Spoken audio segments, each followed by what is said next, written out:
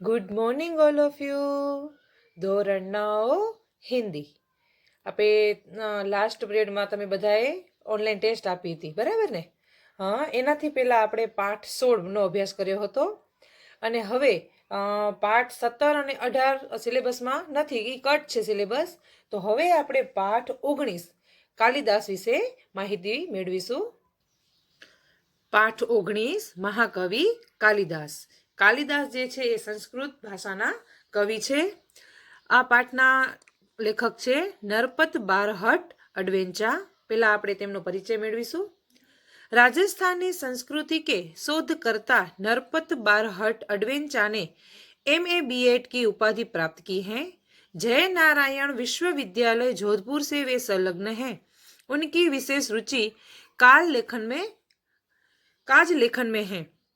वे संस्कृति के प्रवाहों और प्रवाहों को समझने के यत्नशील हैं. महापुरुषों को नमन करते हुए आपने लिखा है, जिन्होंने देश सेवा की खातिर अपना घर परिवार छोड़कर ऐसो आराम त्याग कर भूखे प्यासों नंगे पांव रहकर देश को गुलामी की जंजीरों से मुक्त कराने के लिए सर्वस्व कुर्बान किया, वे वंदनीय हैं.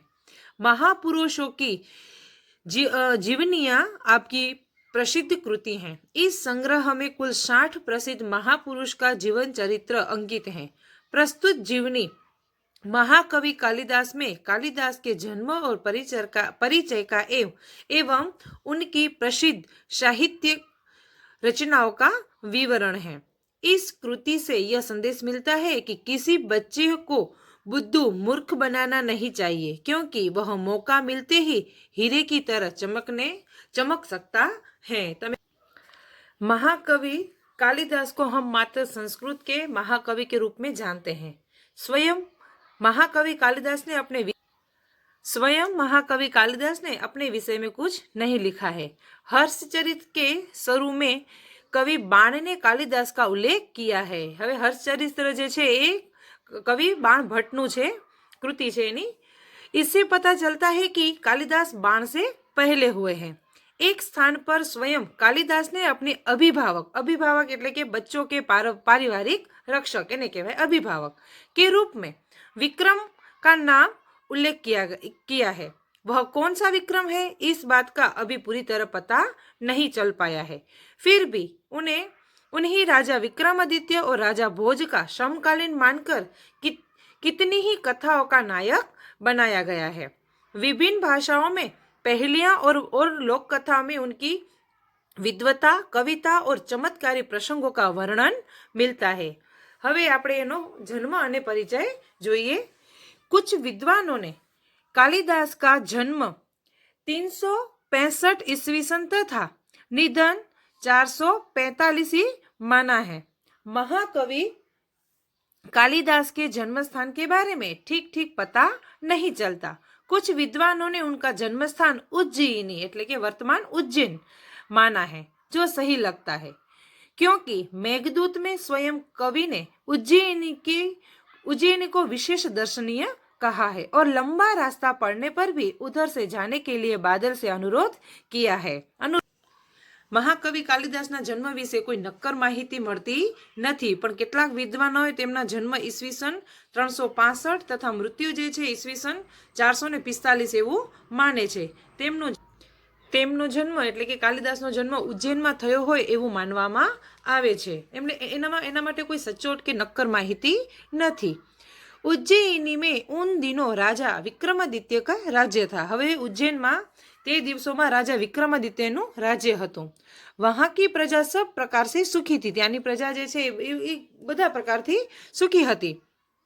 साहित्य और कला की उन्नति चरम सीमा पर पहुंची थी, એટલે કે પૂરી ઊંચાઈ ઉપર જ હતી સાહિત્ય અને કલામાં. राजा विक्रमादित्य ने अपने नाम से ही विक्रम संवत चलाया था. समय समय पर उन्होंने सोने के राजा विक्रमादित्य समय समय सोनाना सिक्का ने प्रचलित કર્યા હતા. उनसे उनके राज्यकाल का ठीक पता चलता है. विक्रमादित्य के शासनकाल में जितना वैभव देश में था, जितनी साहित्य तथा कला की उन्नति हुई, उतनी कभी नहीं हुई. एक से बढ़कर एक कवि, साहित्यकार और वैज्ञानिक इस युग में उत्पन्न हुए। राजा विक्रमादित्य स्वयं साहित्य और संगीत के अच्छे जानकार थे। संस्कृत भाषा की उन्नति भी इस काल में ही अधिक हुई। राजा विक्रमादित्यનું શાસન હતું ત્યારે કે છે કે એવી સારી એની પ્રગતિ થઈ છે। अपने पूर्व जीवन में बुद्धू माने जाने वाले कालिदास विक्रमादित्य के दरबारी कवियों में सर्वश्रेष्ठ थे। कालिदास के अतिरिक्त 8 और कवि भी दरबार में थे जो नवरत्न कहलाते थे। कालिदास के विषय में कहा जाता है कि वे युवावस्था तक निरक्षर थे। હવે કાલિદાસનું એવું માનવામાં આવે છે કે એમ કહેવામાં આવે છે કે જ્યારે કાલિદાસ યુવાવસ્થામાં હતા ને ત્યાં સુધી કેવા હતા? નિરક્ષર, અનપઢ હતા એવું માનવામાં આવે છે। जिस डाल पर बैठते उसी ही કાટતે થે। એ કાલિદાસ જે ડાળ ઉપર બેસતા એ જ ડાળને એને કાપી નાખતા, એટલા માટે એને મૂર્ખ બુદ્ધુ કહેવામાં આવતા હતા।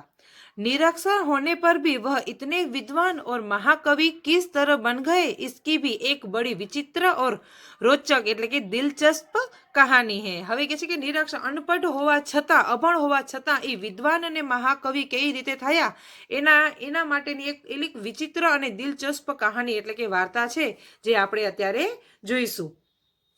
उन दिनों शारदानंद नाम के एक राजा थे।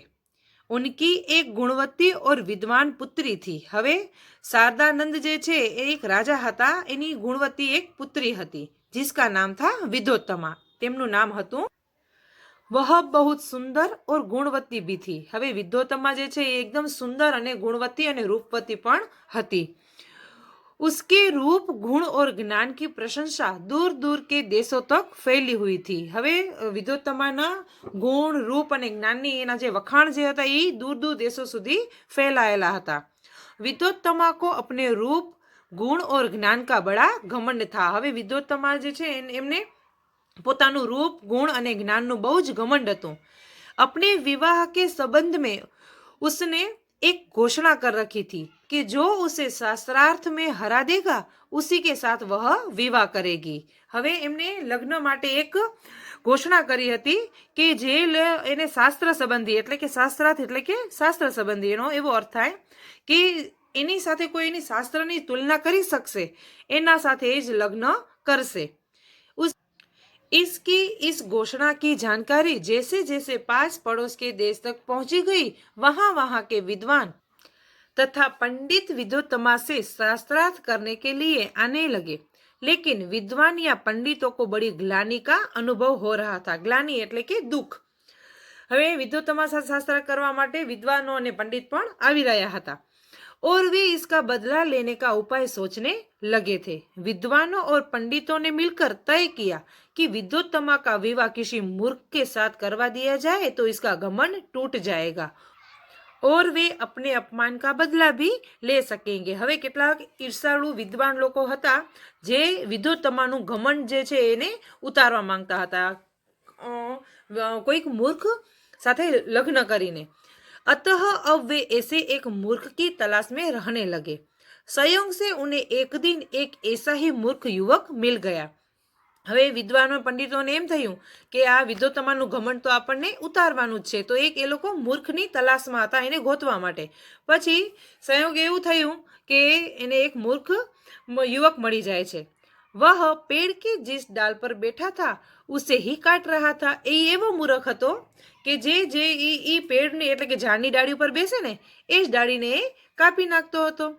पंडितों तथा विद्वानों ने लगा कि इससे बड़ा मूर्ख और कौन होगा। ये કહે છે કે આવો આનાથી મોટો કોઈ મૂર્ખ કોણ હોઈ શકે। इसलिए पंडितों ने उसे पेड़ से नीचे उतारा और समझा बुझाकर एक सुंदर राजकुमारी से उसका विवाह करा देने की बात कहकर तथा लालच देकर अपने साथ चलने को राजी किया। હવે મૂર્ખ યુવક કોણ હતું? કાલિદાસ, બરાબર।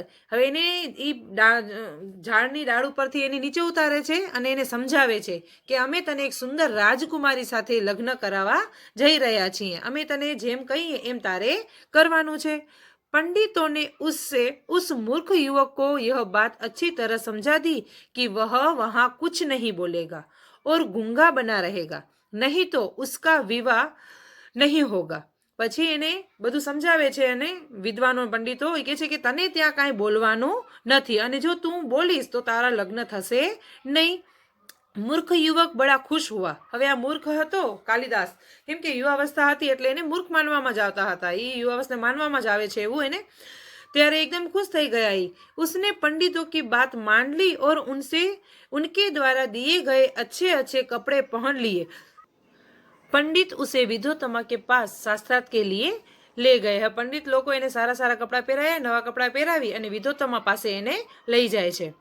राजकुमारी विद्योत्तमा को उस मूर्ख युवक का परिचय देते हुए पंडितों ने बताया कि ये हमारे गुरु हैं और बहुत बड़े विद्वान हैं. હવે વિદ્યોત્તમાને એની જે રાજકુમારી વિદ્યોત્તમા હતી એને મૂર્ખ યુવક એટલે કે કાલિદાસનો પરિચય આપે છે અને કહે છે કે આ તો બહુ જ મોટા અને અમારા ગુરુ છે.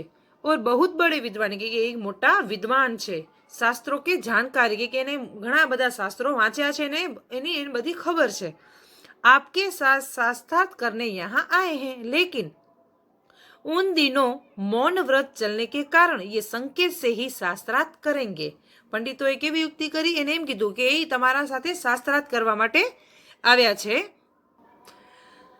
પણ અત્યારે તેમનું મૌન વ્રત ચાલુ છે એટલે એ તમારા સાથે સંકેતથી શાસ્ત્રાર્થ કરશે, સંકેત દ્વારા એ વાતચીત કરશે. विद्योत्तमा पंडितों की यह छल भरी बात नहीं समझ सकी और शास्त्रार्थ के लिए तैयार हो गई. હવે વિદ્યોત્તમા જે છે આ પંડિતોની એના ઈર્ષાળુ પંડિતો હતા એની આ છલભરી વાત જે હતી, જે છલ કરતા હતા, કપટ કરતા હતા, પણ એ વાત સમજી શકી નહીં અને શાસ્ત્રાર્થ માટે શું થઈ ગઈ, તૈયાર થઈ ગઈ. કેમ કે એને એમ કીધું કે આ શાસ્ત્રાર્થનો બહુ જાણકાર છે એમ કહીને તૈયાર થઈ જાય છે. उसने युवक को एक उंगली दिखाई जिसका भाव था कि ईश्वर एक है. પછી તેમને યુવકને કાલિદાસ, યુવક એટલે કાલિદાસને એક ઉંગલી એટલે કે એક આંગળી દેખાવે છે અને કે છે એનો ભાવ કે ઈશ્વર શું છે, એક છે. उस मूर्ख युवक ने समझा कि यह मेरी एक आंख फोड़ डालना चाहती है. પછી આનો ભાવ એવો હતો કે ઈશ્વર એક છે, એક ઉંગલી કરીને. પછી મૂર્ખ યુવકે શું સમજ્યું, કેમ કે એ તો હતા જ અનપઢ ને, ત્યારે આ લોકો એને તો ખબર નથી કે અનપઢ જ છે. તો મૂર્ખ યુવકે એવું સમજ્યું કે એ મારી એક આંખ ફોડવા માંગે છે. उसने 2 उंगलियां दिखाते हुए उसकी दोनों आंखें फोड़ डालने का संकेत किया. पंडितों ने इस संकेत का अर्थ विद्योत्तमा को समझाते हुए कहा, आपके प्रश्न के उत्तर में हमारे गुरुजी का कहना है कि ईश्वर और जीव 2 है. એ કહે છે કે અમારા ગુરુજી એમ કહે છે, એમ કહેવા માંગે છે કે ઈશ્વર અને જીવ બે છે. એ બે આંગળીઓ બતાવીને એમ કહે છે કે ઈશ્વર અને જીવ 2 છે એટલે કે 2 છે. इस बार राजकुमारी विद्योत्तमा ने 5 उंगलियां दिखाकर 5 तत्वों का संकेत किया. उस मूर्ख ने समझा कि वह मेरे मुंह पर तमाचा मारने का संकेत कर रही है. उसने मुट्ठी बांधकर तमाचे का जवाब गुस्से से देने का संकेत किया. पंडितों ने इस बार भी विद्योत्तमा को इस संकेत का अर्थ बताते हुए कहा, आपने 5 उंगलियों से 5 तत्व का संकेत किया था, लेकिन हमारे गुरुजी का कहना है कि 5 तत्वों से मिलने से ही सृष्टि का निर्माण होता है, अलग अलग रहने में नहीं. એ કહે છે કે અમારા ગુરુજી એમ કહે છે કે 5 તત્વોથી મળીને આખું સૃષ્ટિનું સર્જન થાય છે, નિર્માણ થાય છે, અલગ અલગ રહેવાથી નહીં. इस तरह उपरोक्त शास्त्रार्थ में विद्योत्तमा ने उस मूर्ख युवक से अपनी हार मान ली और दोनों का विवाह धूमधाम से पंडितों ने करवा दिया. હવે બંનેના સંકેતથી વાત થતી હતી, બરાબર, પણ મૂર્ખ યુવક તો એવું સમજતા હતા કે એ મને તમાચો મારવા માંગે છે, એ મને મુક્કો મારવા માંગે છે 5 ઉંગલીઓ બતાવીને. પણ જે એના પંડિતો ને વિદ્વાનો જે હતા ને, એ પંડિતો અને વિદ્વાન મોટા હોય એટલે પંડિતો અને વિદ્વાનો જે છે એ મૂર્ખ કાલિદાસ એને એમ કીધું હતું ને કે તમારે મૌન વ્રત જે છે એમ રહેવાનું છે, તમને બોલવાનું નથી, નહીં તો એ તમારાથી લગ્ન કરશે નહીં. મૂર્ખ યુવક જે છે એ તો અલગ રીતે સમજ્યા, પણ પંડિતોને જે છે એના જવાબ દેતા ગયા. પછી આ બધું થઈ ગયું. ઉપર કયા મુજબ શાસ્ત્રાંત જે છે વિદ્યોત્તમા મૂર્ખ યુવકથી શું થઈ જાય છે, હાર માની લે છે કે ના આ તો એક બહુ જ મોટા વિદ્વાન છે કાલિદાસ, એવું એને સમજાય છે, પણ હકીકતમાં એ કેવા હતા, મૂર્ખ હતા અને પંડિતો એના જવાબ આપતા ગયા. પછી આ પંડિતો જે છે એના શું કરાવે છે, ધૂમધામથી લગ્ન કરાવી દે છે। एक दिन की बात है, एक ऊंट की बोली सुनकर वह मूर्ख युवक अपना मौन व्रत भूलकर यकायक बोल उठा, उट्र उट्र। પછી એક દિવસ શું થયું કે ઊંટની બોલી મૂર્ખ યુવકને નું પોતાનું મૌન છોડી એને ભૂલી ગયું કે મારું મૌન વ્રત છે। અચાનક એનાથી બોલાઈ જાય છે ઉટ્ર ઉટ્ર। વિદ્યાર્થી મિત્રો, આપણે જોઈએ આગળનો જે પાઠ જે છે એ આપણે આગળના પિરિયડમાં નેક્સ્ટ પિરિયડમાં જોઈશું કે હવે વિદ્વોત્તમાને કઈ રીતે ખબર પડે છે કે આ યુવક મૂર્ખ છે કે પંડિત છે। બરાબર, તો આપણે હવે આ પાઠ જે છે નેક્સ્ટ પિરિયડમાં જોઈશું।